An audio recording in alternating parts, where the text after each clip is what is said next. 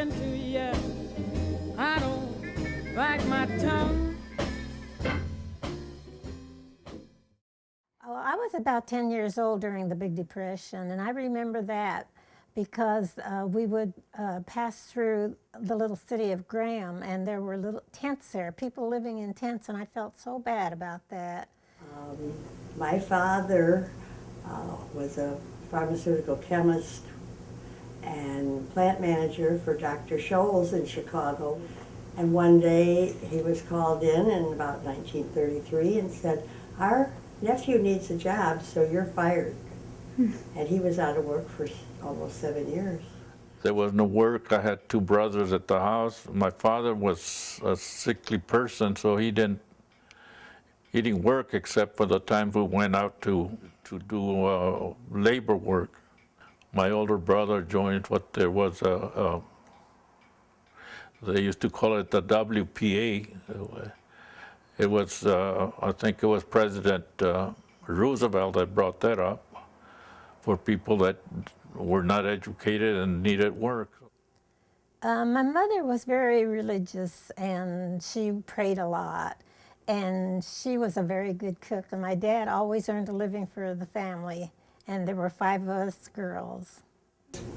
We were only minimally impacted by it because their fathers had jobs. Not, you know, people were wealthy, they just had enough to eat and all that kind of stuff. My father died when I was 16, so right after that I had to go to work. I had to quit school.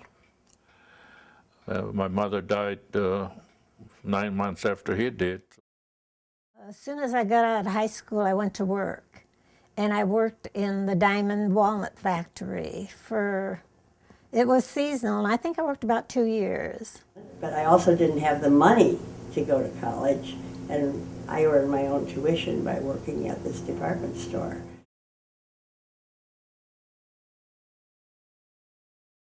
We were at a movie theater, and they announced that the Japanese had attacked Pearl Harbor, and they announced that all military personnel had to report back to their bases. And it was shocking because we knew, and they said on the radio that they had their emissaries here talking peace. So that was quite a shock. I think we were awakened. You know, we weren't kids anymore, and that made a big difference.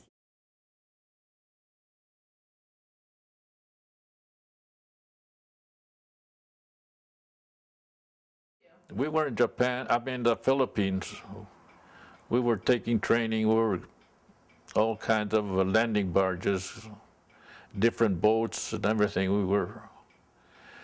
We were waiting, and then they announced that they had bombed Japan, and then within a day or two they announced that just Japanese army or military had given up. It seemed an awfully drastic thing to do, just a terrible thing to do. But it did end the war.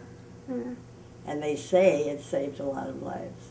I was very happy when the war ended because it meant my husband was not going to have to go off on this big battleship, which he was slated to do.